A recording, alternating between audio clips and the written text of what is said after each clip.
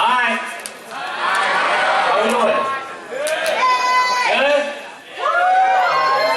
I'm Fong, Tran. I'm going to be doing spoken word. I feel like I need to give context that has nothing to do with what just happened. It feels a little bit out of pocket.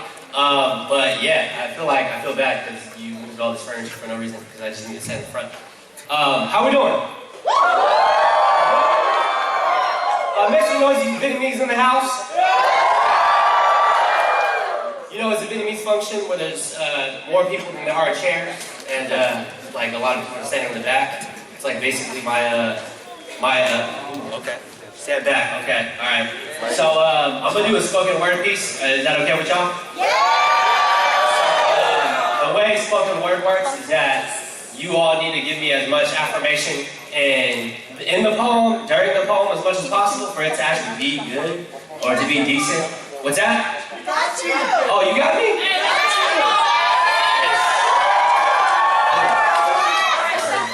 Step back. Man, you really? Oh, okay. Now I'm blind as hell. I can't see any of you. Okay, great. That's what we need. All right. So this piece is supposed to be a funny piece.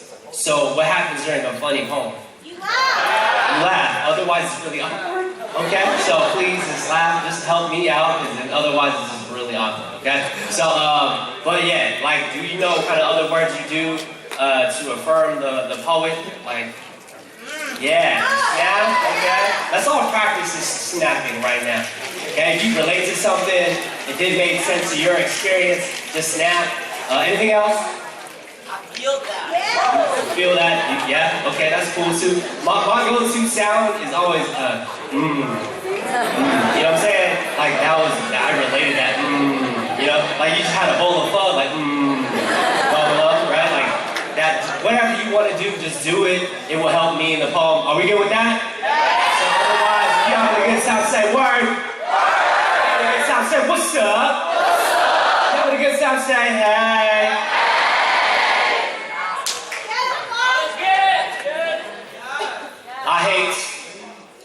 I really hate being Vietnamese. I hate being Vietnamese because every Vietnamese dude in my neighborhood was trying to be that same cigarette smelling, hair slicked back, white tee, baggy jean wearing gangsta wannabe. They had, you know, the Asian stereotypical tattoo of like a dragon clashing with some sort of phoenix, or like a big ass koi fish, right? Or like a Chinese character on the shoulder that stood for like strength or honor. Homie, that's not even our language. I hated being Vietnamese because we all drove the same car. Either it was the Honda Civic, you know what I'm saying, the Honda Accord, Honda Prelude, Honda Hatchback, Honda something, right? Like maybe like an Acura Integra, but that's still made by Honda. Whatever. I digress. The most important part though is that your rice rocket had to be lowered on its 15-inch silver spided plastic rims. And I hated how you had to drive up on speed bumps at an angle so you wouldn't have to scrape the body of your chassis, right? And I hated how everyone could talk about cars but me. Hey, bro, you got that S300 intake manifold turbo? And I'm like, yeah, you know. No, I don't know what that is. I hated being Vietnamese because all the Vietnamese dudes had the same haircut, right? And they were all inspired by Dragon Ball Z. Either you have the Super Saiyan spiky hair, or the slick all the way back with the quarter pound of gel, glistening with the golden Gohan bangs in the front. Right? You know what I'm saying? Or you have the trunks split down the middle too. Or you have the bowl cut hair, right? Or you just like grilling and you were bald. Either way, you had a Dragon Ball Z haircut to be a Vietnamese gangster, right? I hated being Vietnamese because all the Vietnamese men in my life either got shot up too much, smoked too much, drank too much, got shot up too much, abandoned me, my own too much, like my cousins, like my brothers, like my uncles, like their friends, like my own father. I hated being Vietnamese because all the Vietnamese men in my life beat on the Vietnamese women that I loved in my life. Like my big sister, like my brother's girlfriends, like my own mom. I hated being Vietnamese because being Vietnamese meant I hated everybody else. I hated Hmong people, I hated Lao people, Khmer people, I hated Khmer people, I hated black people, Latino people, I hated everybody. We gang bang on ourselves, so maybe I'm just as Vietnamese as I hate to be. But yet, I still hate being Vietnamese. Because everything that I was told by teachers, televisions, and society to be successful was everything Vietnamese was not. So being a little boy, denying being Vietnamese was everything that I was taught. I didn't speak Vietnamese, I didn't have Vietnamese friends, I hated being Vietnamese. I wrote off my identity like standardized test exams, not really understanding that everything about my history and my language is everything that I am. So I took a retest and saw that hating being Vietnamese was just hating myself. It's a self-hate, an internalized oppression. It's a language whispered by colonists, oppressors, told us to blanket our pride, never show our true strength in this generation. This generation will simply be the successes of imperialized slaves. Because in this time, the game has changed. They told us to be colorblind, no history, no ethnicity, just American. We choose to redefine. Because I don't know about you, but I'm Southeast Asian. I am Southeast Asian, Vietnamese, American. And I know, I said I hated being Vietnamese, but at the time, I didn't know what it meant to be in a family of warriors and refugees. I didn't know why Americans helicopter dropped us in Section 8 housing and violence and poverty. I didn't know our broken education systems were at war and my brothers were just casualties. They dropped out of school, learned to gang rob, because no one ever taught them in English how to get a job. It took me a long time to learn this. But be proud of who you are. And remember where you came from. Remember that we share the narrative of a struggle. That we are the descendants of generals, kings, dragons, and goddesses. And they said that we carry the history of our ancestors on our backs. So maybe that's why we bear dragon tattoos on our shoulders. So we can always remember who we are and stay on track. Maybe that's why we love fish sauce so much.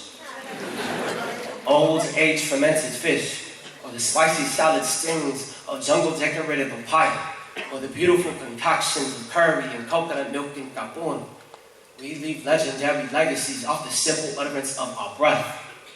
Maybe that's why we drove Hondas, because those were the same engines that pushed fish boats across Southeast Asian seas into refugee camps. Maybe that's why we pretended to be thugs, because our parents were them original gangsters, them OGs.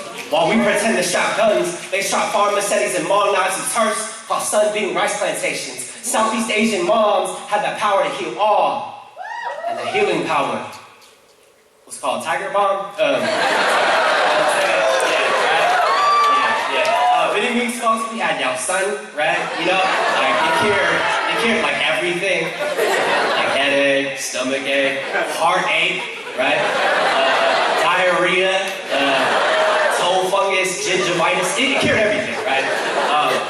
Southeast Asian parents, they were super saiyans. They were the supreme kai, waiting tables, nursing, donut shops, nail salons. They did anything for us to survive. They ascended past Super Saiyan 4 and 5.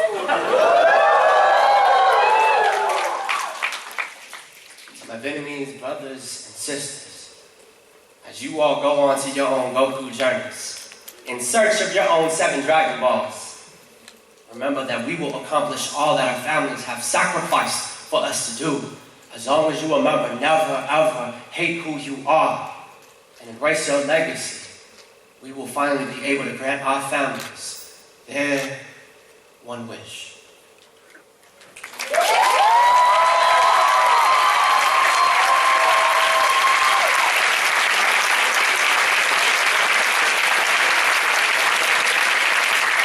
Y'all have a good time, say word. Y'all have a good time, say what's up.